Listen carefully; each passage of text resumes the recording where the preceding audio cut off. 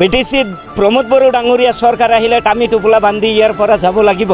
কিন্তু আপোনালোকে দেখিবলৈ পালে বা বিটিসি অঞ্চলৰ ৰাইজে জল জল পটপটকৈ দেখি আছে। আজিৰ তাৰিখত বিটিসি অঞ্চলত পৰ্বতজোৰাৰ পৰা মাজবাটলৈকে কোনো এজন ব্যক্তি আজিলৈকে টোপোলা বান্ধিব লগা পৰিৱেশ হোৱা নাই। আৰু আমিও বিচাৰোঁ যে বিটিসিৰ যি শাসনৰ বাগজৰী প্ৰমোদ বড়ো ডাঙৰীয়া হাতত আছে, তেখেতৰ ওপৰত বিশ্বাস আৰু আস্থা আছে। অনাগত দিনত এই মাটি বাৰী ইস্যুলৈ কোনো ধৰণৰ প্ৰব্লেম ক্ৰিয়েট ইয়াত নহ'ব। নিশ্চিতভাৱে ধনশিৰি সমষ্টিৰ অন্তৰ্গত শিৱপুৰ প্ৰাইমাৰী অন্তৰ্গত ইয়াত আজি জইনিং কাৰ্যসূচী আছিলে UPPL দলৰ। ইয়াৰে আচলতে যিখিনি আমাৰ সংখ্যালঘু ৰাইজ, এই সংখ্যালঘু ৰাইজখিনি বিগত 17 বছৰ কাৰ্যকাল হাগ্ৰামা মহিলাৰী দলৰ লগত আছিলে।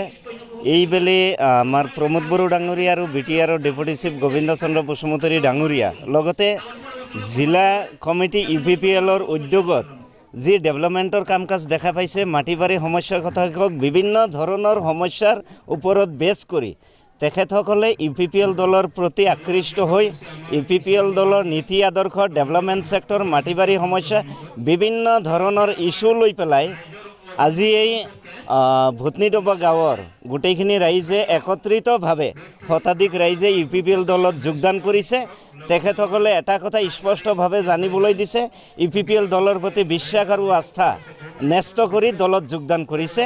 তো মই ভাবোঁ সমষ্টিৰ ইনচাৰ্জ হিচাপে কালি তাৰিখত কি হ'ব নাজানো, কিন্তু এটা কথা ঠিক যে বিটিচিৰ ভিতৰত ধনশিৰি সমষ্টি যদিও আমাৰ শাসনত নাছিলে, BPF দলৰ ইয়াত যিহেতু প্ৰতিনিধি আছে ফ্ৰেছ মুছাহাৰী ডাঙৰীয়া নিৰ্বাচনৰ পিছ মুহূৰ্তৰ পৰা আজিলৈকে না সদনত এই সমষ্টিৰ হৈ দুটা কথা ক'ব পাৰিছে, না সদনত মানে এই ধনশিৰি সমষ্টিৰ যি জাতি জনগোষ্ঠী আছে, জাতি জনগোষ্ঠীৰ যিবিলাক মূল ইস্যু, এই ইস্যুবিলাকৰ ওপৰত বিটিসি সদনত প্ৰত্যক্ষভাৱে তেখেতে কোনো ধৰণৰ মানে কথা কোৱা আমাৰ পৰিলক্ষিত হোৱা নাই, যাৰ বাবে সমষ্টিবাসীয়ে তেওঁক বিদায় দিবলৈ সাজু হৈছে।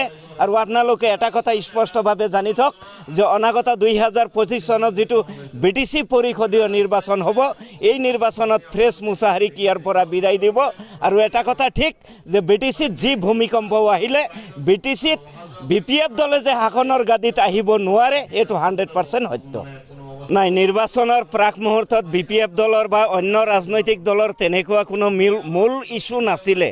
আৰু আমাৰ সংখ্যালঘু মানুহখিনি যিহেতু বিশেষকৈ আৱেগিক ভোটদান কৰে, যাৰ বাবে তেওঁলোকে এইবিলাক 7.1, 7.2ৰ কথা কৈ, মাটি বাৰী ইস্যুৰ কথা কৈ মানে ইমান মিছলীয়া কথা নিৰ্বাচনৰ প্ৰাক মুহূৰ্তত কৈছে।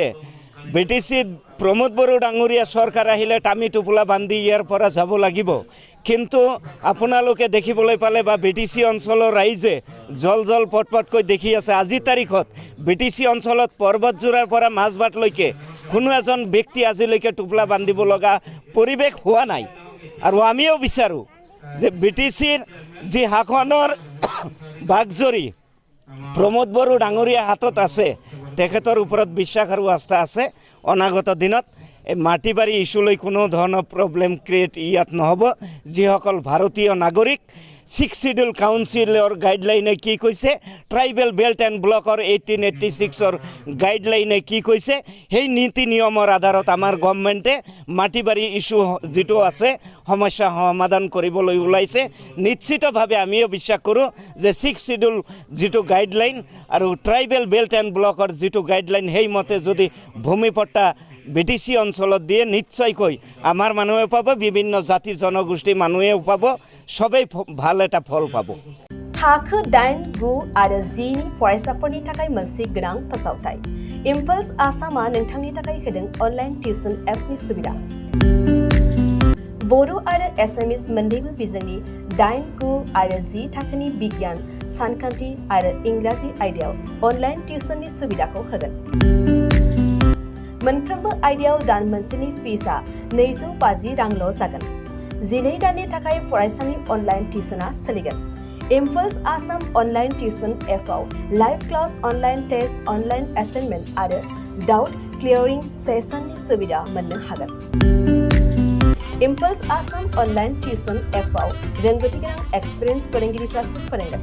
गोसो गुदुं फरायसाफ्रा गाव गावनि मबाइलाव गुगोल प्ले स्ट'रनिफ्राय इम्पल्स आसाम एपखौ डाउनल'ड खालामनो हागोन। लोगोसेयैनो 8099334099 जानबुं अनजिमायाव थोंजोङै जगाजग खालामनो हागोन।